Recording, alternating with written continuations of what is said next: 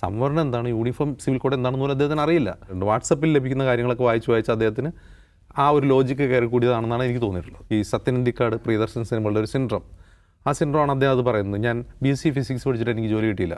അന്ന് BSc physics അല്ലെങ്കിൽ MSc physics പഠിച്ചാൽ 80കളിൽ ജോലി കിട്ടാൻ പാടാണ്. 80കളിൽ സിനിമ എടുത്ത് നോക്കുക, എല്ലാ സിനിമകളുടെയും പ്രമേയം എന്താണ്? ജോലി ഇല്ലാത്തവരുടെ വിഷമങ്ങളാണ്. അതിപ്പോൾ നമ്പൂതിരി ആയാലും ജോലി കിട്ടില്ല, കീഴ്ജാതിക്കാരനായാലും ജോലി കിട്ടില്ല. 90കളിലാണ് ആഗോളവൽക്കരണം വരികയും നമുക്ക് സാധ്യതകൾ തുറക്കുകയും ഇന്ത്യയിൽ സർവീസ് സെക്ടർ വിശാലമാവുകയും ചെയ്തു. അപ്പോഴാണ് ആൾക്ക് ജോലി കിട്ടി തുടങ്ങിയത്. എല്ലാവർക്കും സർക്കാർ ജോലി കിട്ടുക അസ്വാഭാവികമാണ്.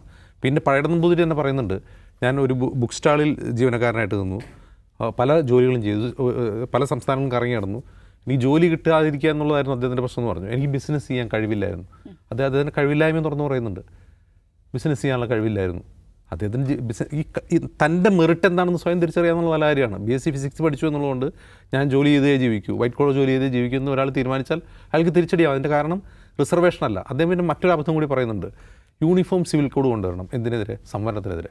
സംവരണം എന്താണ്, യൂണിഫോം സിവിൽ കോഡ് എന്താണെന്ന് പോലും അദ്ദേഹത്തിന് അറിയില്ല.